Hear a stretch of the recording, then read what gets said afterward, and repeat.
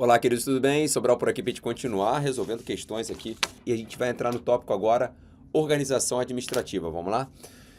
Então, a primeira questão aí foi uma questão de 2024, na prova da Sanepar, cobrando o seguinte: a respeito das sociedades de economia mista e das empresas públicas, assinale a alternativa correta. Vamos lá. Nosso tópico é administração indireta. E vamos falar especificamente das estatais. Ok, das estatais. Vamos ver aqui.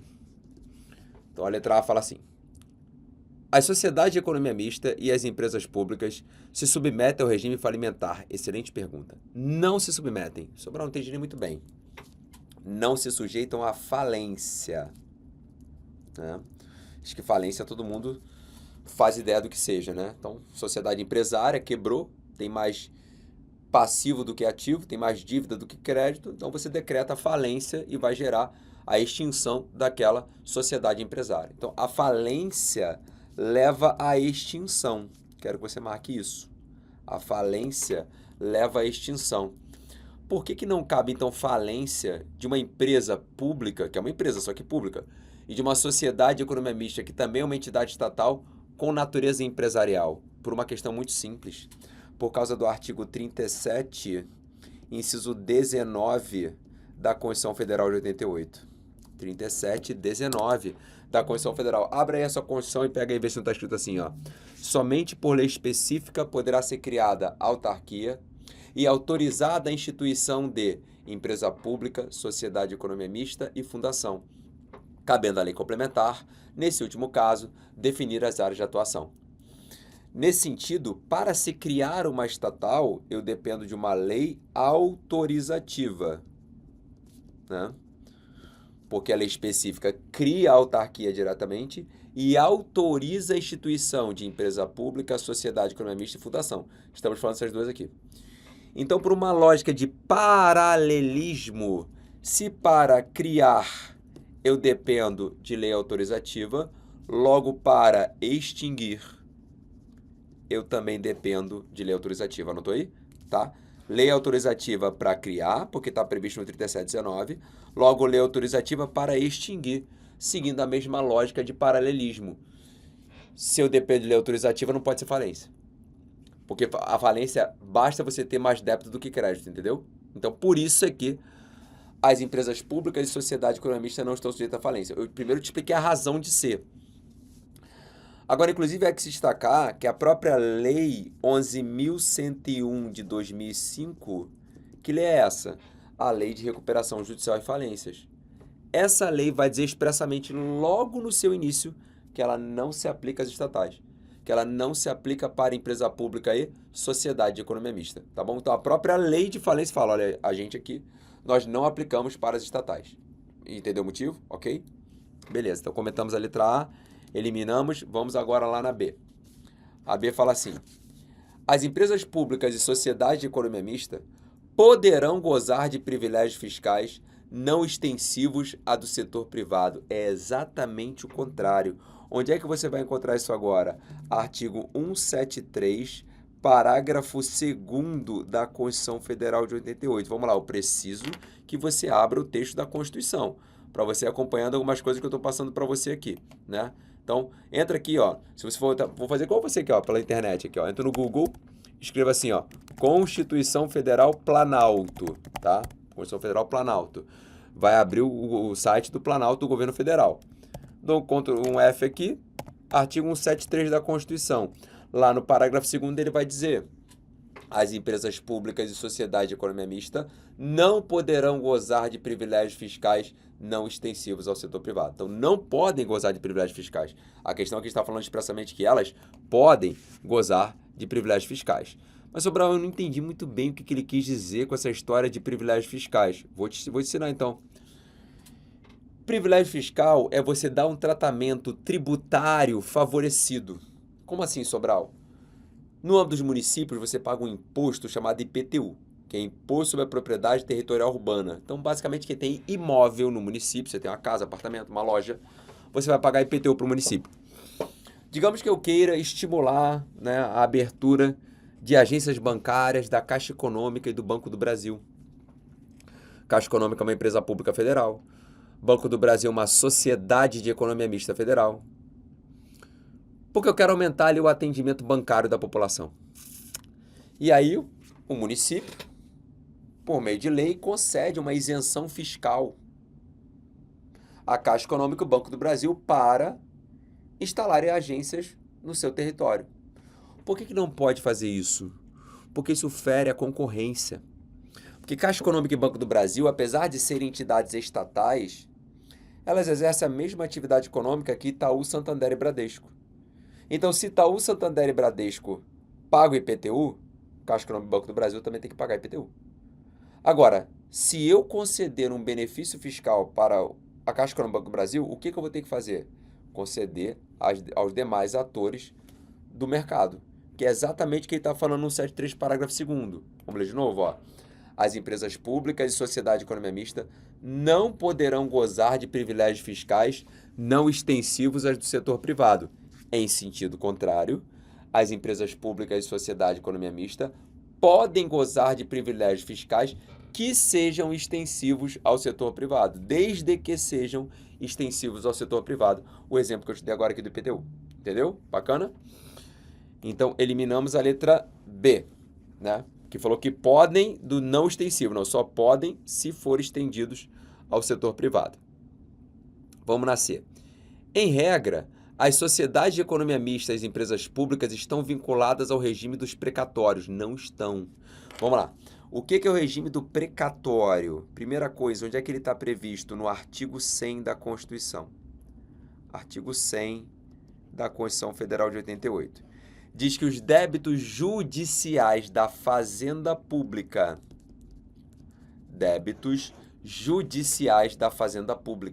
submete-se ao regime do precatório, ou seja, os bens das pessoas que integram a Fazenda Pública são impenhoráveis.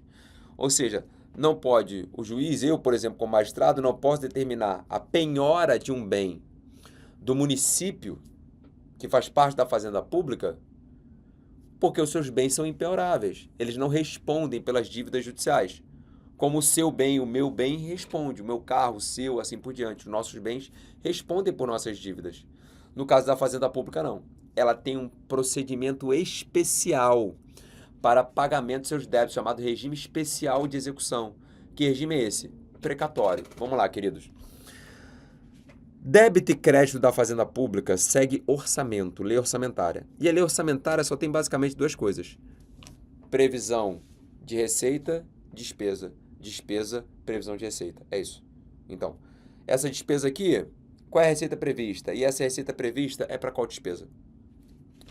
Então, no que tange à Fazenda Pública, lá no regime do artigo 100 da Constituição, quando transita em julgado, a decisão se torna definitiva contra a Fazenda Pública, vai para a presidência do tribunal. É isso mesmo, presidência do TJ, do TRT, do TRF, assim por diante. E lá se instaura um procedimento administrativo chamado precatório. E se esse precatório for expedido até o dia 2 de abril, paga até o final do exercício do ano seguinte. Então, por exemplo, um precatório expedido até o dia 2 de abril de 2026, paga até o final de 2027. Se passar de 2 de abril de 2026, aí paga até quando? Até o final de 2028, entendeu? E assim por diante, tá? Como assim, Sobral? Vai para a presidência do tribunal.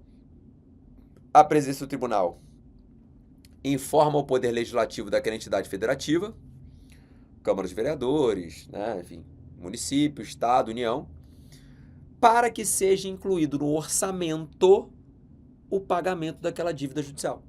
Entendeu o que é precatório? Tá? E as estatais? Regra submete a precatório? A questão foi muito inteligente porque ela falou em regra, né? Regra não. Porque excepcionalmente é possível, mas em regra não. Por quê? Porque as estatais são, anota comigo, são pessoas jurídicas de direito privado.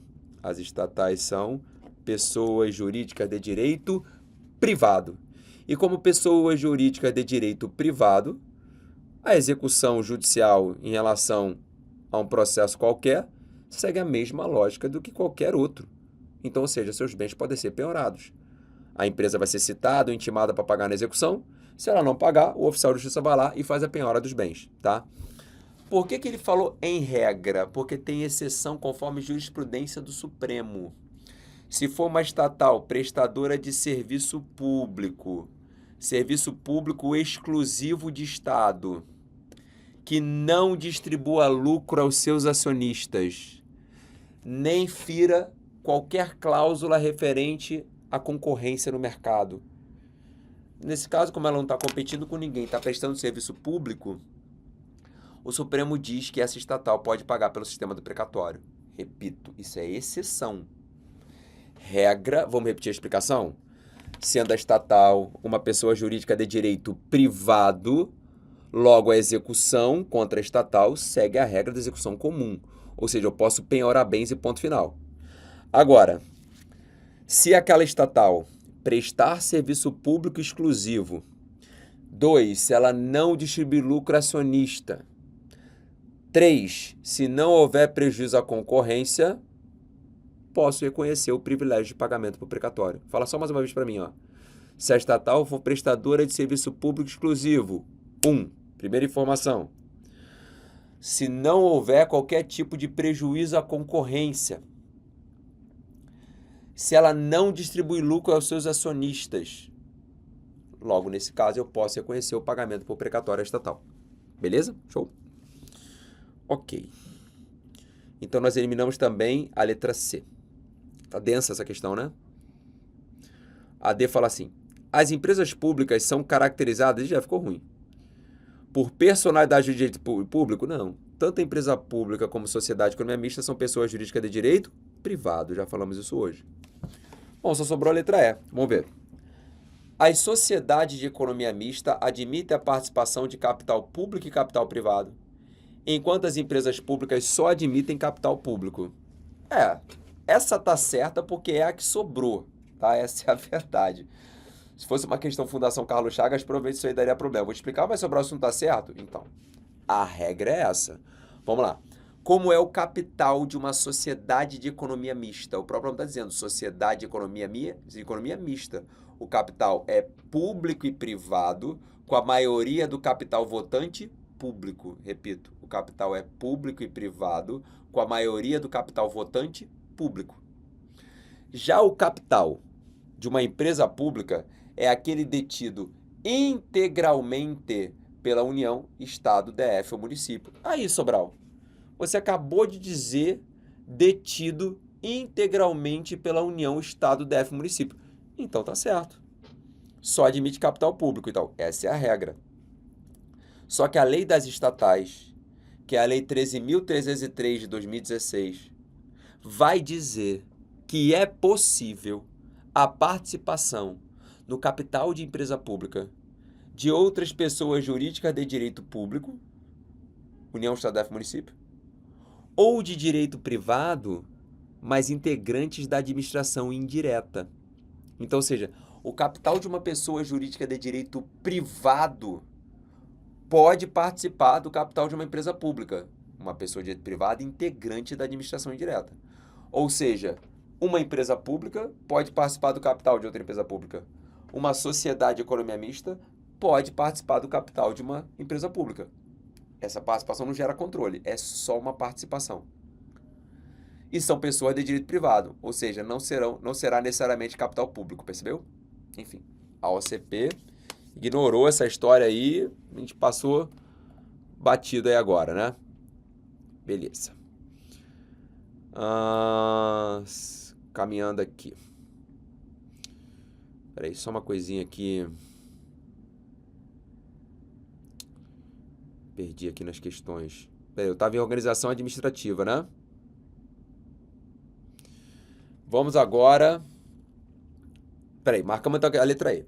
A sociedade de economia mista admite a participação de capital público e capital privado, enquanto a empresa pública só admite capital público. Certo. Porque, regra, o capital é detido integralmente pela União, Estado, DF, município. Vamos lá, questão 2. Questão 2 vai falar assim pra gente, ó. Deixa eu virar a página aqui, que eu já marquei muita coisa. A Sanepar é uma sociedade de economia mista, regida de acordo com a norma das leis estatais, certo? Sobre o tema, preencha as lacunas e assinala a alternativa correta. Tá bom, vamos ver. Sociedade de economia mista é a entidade dotada de personalidade jurídica de direito o quê, gente? Privado, já falamos. Então, ou é a letra A ou é a letra C, concorda comigo? Dito privado. Com criação autorizada por lei, sob a forma de sociedade anônima, cujas ações com direito a voto pertencem em sua maioria à União, Estado, DF, município ou entidade da administração indireta. Exatamente. Olha só que interessante isso aqui. O controle numa estatal, empresa pública, é sempre de quem? Da União dos Estados, DF ou municípios. Ou seja, sempre das pessoas jurídicas da administração direta. Repito, o controle de uma empresa pública é sempre de uma pessoa jurídica de direito público da administração direta. Quais são? União, Estado, DF, municípios. Já o controle no âmbito de uma sociedade de economia mista pode ser exercido por quem? Ou seja, a maioria das ações com direito a voto podem ser de titularidade de quem? União, Estado, DF, município ou de entidade da administração indireta. Ou seja, uma sociedade de economia mista pode controlar outra sociedade de economia mista. Uma empresa pública pode controlar uma sociedade de economia mista. Tá? Então, a maioria do capital votante, União, Estado, DF, município ou de entidade da administração indireta. Logo, gabarito letra A. Vamos lá agora na 3 aqui, seguindo aí com a OCP. Diz o seguinte: acerca dos órgãos públicos, assinale a alternativa correta. Letra A. Uma das teorias a respeito dos órgãos públicos é a teoria da representação, para a qual os agentes públicos são considerados mandatários do Estado. Então, vamos lá, está errado aqui. Eu tenho 3 teorias quanto aos órgãos públicos. Eu tenho a teoria da representação. Vai anotando comigo. Eu tenho a teoria do mandato. E eu tenho a teoria do órgão. Vamos lá. Sobral, como assim? Que teorias são essas? Anote aqui. São as teorias que buscam explicar a relação órgão/ADM pública. São teorias que buscam explicar a relação órgão-ADM pública. Então, vamos dar um exemplo simples aqui para você visualizar.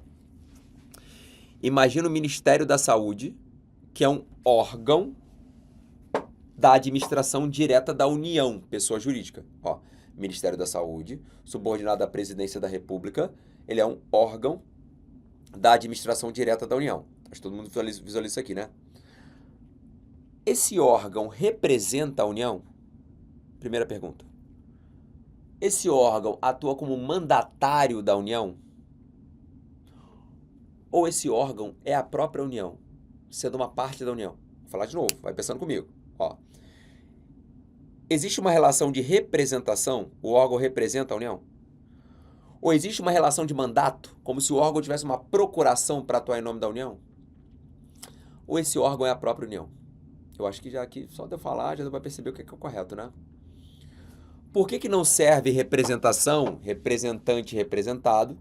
Por exemplo, eu sou representante legal das minhas filhas, das duas, da Maria Isabel e da Manuela. Só que perceba que na relação de representação pressupõe a existência de 2 pessoas. E o órgão é pessoa ou um centro de competência destituído de personalidade jurídica? Pois é. Como ele é um mero centro de competência sem personalidade jurídica, então não dá para explicar numa lógica de representação, porque para ter representação teria que ter 2 pessoas, percebe? Tá, Sobral? Então o órgão é um mandatário. Mandatário, Sobral? Tipo advogado. O advogado é o seu mandatário, você assina uma procuração para ele atuar com mandato em relação a você. Mas perceba, quando você assina uma procuração para o advogado, que é seu mandatário, também existem 2 pessoas, certo? E o órgão é pessoa? Não. Então, por que as teorias da representação e do mandato não servem para explicar a relação órgão público à administração pública? Porque tais teorias pressupõem a existência de 2 pessoas. Ou seja, o órgão é a própria administração pública. Repito, o órgão é a própria administração pública, sendo uma parte Gente, é igual ao órgão do corpo humano. Coração, fígado, pulmão, rim, assim por diante. Partes que formam todo a administração pública, a administração direta, no caso. Então, a teoria que realmente explica a relação do órgão com a administração pública é a teoria do órgão, que ele é mera parte integrante do todo a administração pública, sendo destituído de personalidade jurídica. Quem tem personalidade é a União, Estado, DF, município. Todo mundo entendeu? Essa aí tá errada porque falou de representação e mandatário. Misturou teoria da representação com teoria do mandato. Todo mundo entendeu? Vamos lá. Vamos na B. A teoria da representação não foi aceita pelo fato de que o Estado não dispõe vontade própria para constituir mandatário. O problema, na verdade, dessas teorias é porque elas pressupõem a existência de duas pessoas, né? Letra C. Por não terem personalidade jurídica própria, a criação e extinção em órgãos públicos independem de lei. Então, a primeira parte está correta. Por não terem personalidade jurídica própria, eles de fato não têm. Mas a criação e extinção de órgãos públicos independem de lei? Nada disso. Se você observar o artigo 61, parágrafo 1º, inciso 2, a linha E de escola, repito, 60, Constituição, vai, ó, 61, parágrafo 1º, inciso 2, a linha E. Sobral, o que é isso? Que papo é esse? Iniciativa privativa do chefe do Poder Executivo para apresentar projeto de lei de criação e extinção de ministérios e órgãos na administração pública. Então, criação e extinção de ministérios e órgãos pressupõe a existência de lei. Pressupõe a existência de lei. E aqui ele falou que independe de previsão legal. Logo está errado. Fundamento, contraria o 61, parágrafo 1º, inciso 2, a linha E da Constituição. Já eliminamos a A, B e a C. Vamos lá. A doutrina aponta 3 teorias a respeito da natureza dos órgãos. A subjetiva, objetiva e eclética. Isso, uma outra forma de você olhar em relação à natureza dos órgãos. Vamos entender isso aqui. O que seria o órgão pela teoria subjetiva? Anota comigo. Conjunto de agentes públicos. Exatamente. Os agentes públicos que integram a estrutura do órgão. Conjunto de agentes públicos. Teoria subjetiva. Subjetiva porque está ligada à ideia de pessoas, entendeu? Um conglomerado de pessoas. O órgão são os agentes que o integram. A objetiva é exatamente o contrário. Fala, não. Tem nada a ver as pessoas. A teoria objetiva está ligada à ideia do órgão como um centro de competências. Um centro de atribuições. Sobral, tá abstrato. Filho, delegacia de polícia. O que a delegacia de polícia faz? Investiga crime. Hospital público, o que faz? Atendimento à saúde. São as competências. Então, o órgão público não é visto pelos policiais que estão ali dentro, e sim pela atividade de investigação criminal. O hospital não é visto pelos médicos e enfermeiros, subjetiva, e sim pelo atendimento à saúde, objetiva. Entendeu? E o que é eclética? É só misturar os dois. O órgão público, na sua natureza, é formado pelos agentes e pelas competências que ali são exercidas. Teoria subjetiva, teoria objetiva e teoria eclética. Gabarito letra D, tudo certo. São 3 teorias apontadas de fato pela doutrina, né? E a letra E fala assim: no ordenamento jurídico brasileiro, inexiste hipótese de reconhecimento de capacidade judiciária a órgãos públicos. Essa é muito boa de falar. Filho, você já falou para mim que o órgão público não tem personalidade jurídica. Falou comigo na letra C. Logo, se o órgão público não é uma pessoa jurídica, ele é parte de uma pessoa, o órgão público, regra, pode ser parte, autor ou réu num processo judicial? Não. Porque regra são as pessoas naturais ou jurídicas que podem ser parte num processo judicial. Mas certos órgãos públicos, os órgãos chamados independentes e autônomos, que na classificação quanto à posição estatal são os 2 primeiros, são 4, né? Seguindo a hierarquia: independente, autônomo, superior e subalterno. Repete comigo: independente, autônomo, superior e subalterno. São 4. Independente que ele está lá no topo da hierarquia. O autônomo vem logo abaixo. Exemplo clássico, Presidência da República e os ministérios, formando a chamada cúpula da administração. A doutrina vai dizer que os órgãos independentes e autônomos, na defesa de suas prerrogativas constitucionais ou institucionais, podem ser parte em processo judicial. Sobral, me dê exemplo. Ora, querido, o Ministério Público é órgão fiscal do ordenamento jurídico. E o Ministério Público não é autor? Por exemplo, no âmbito penal, regra, quem oferece a denúncia na ação penal pública não é o Ministério Público? E o Ministério Público não é pessoa jurídica, ele é órgão, né? Mas ele está exercendo uma prerrogativa constitucional, que está prevista lá no artigo 129 da Constituição, promover a ação penal pública. Está escrito expressamente lá para o Ministério Público isso.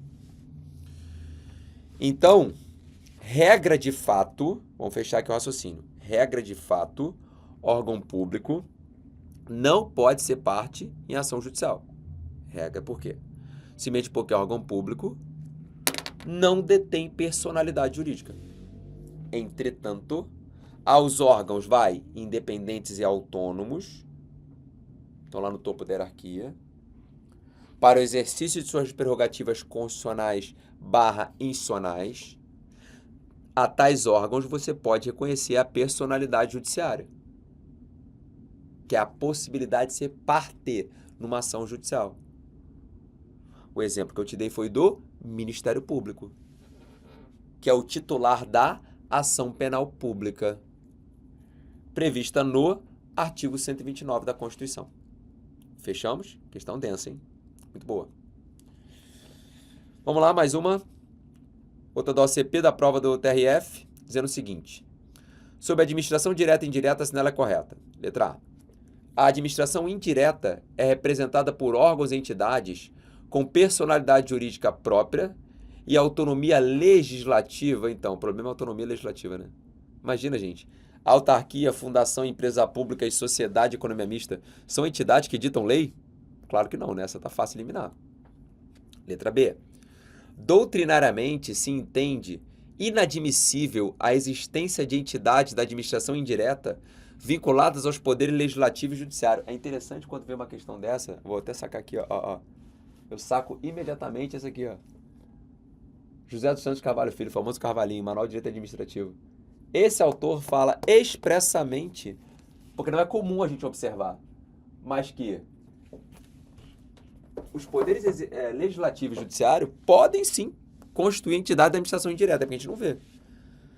As entidades da administração indireta normalmente são vinculadas ao poder executivo, né? Autarquia, fundação, empresa pública, sociedade. Mas é possível constituir entidade da administração indireta em relação a judiciário e legislativo? Sim, é possível, né? Então, elimina a letra B. Se você não sabia isso, anota. Vamos na C. São exemplos de entidade da administração indireta. Aí ficou de graça, ó. Autarquia, empresa pública, sociedade mista e fundações públicas, certo? Vamos marcar aqui, C. Vamos na D. Agências reguladoras federais devem ser pessoas jurídicas de direito privado integrante do terceiro setor. Já parou. Todas as agências reguladoras no Brasil são autarquias. Anota. Todas as agências reguladoras no Brasil são autarquias. Logo, entidades integrantes da administração indireta. Anatel, ANEEL, Anvisa, ANP e assim por diante. Beleza? E para fechar ali, são exemplos de autarquias federais. SESI, SENAI, SESC e SENAC? Não. Essas são entidades do terceiro setor. São entidades que colaboram com o Estado, mas não fazem parte da administração pública. Esse é o chamado Sistema S.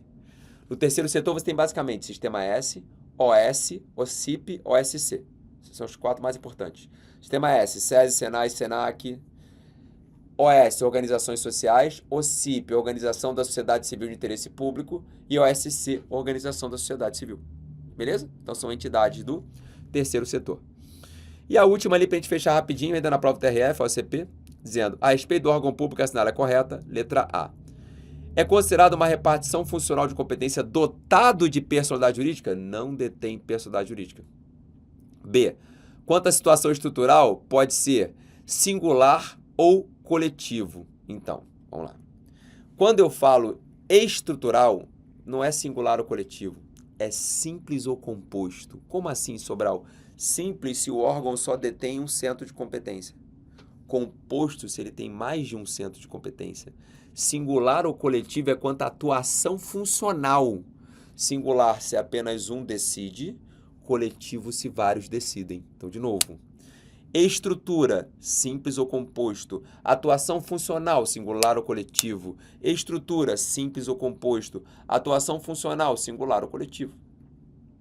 Quanto à esfera de ação, pode ser classificado como independente, autônomo, superior e subalterno. Quanto à hierarquia ou posição estatal. Exatamente. Independente, autônomo, superior e subalterno. E não quanto à esfera de ação.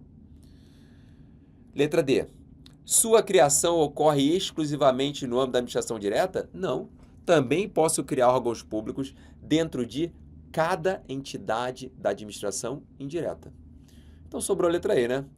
Pode ser reconhecida a personalidade judiciária ou capacidade processual para a defesa de suas competências ou prerrogativas. Acabei de explicar na questão anterior.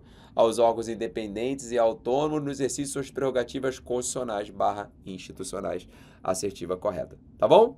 Ficamos por aqui, queridos. Beijo no coração, fiquem com Deus. Até.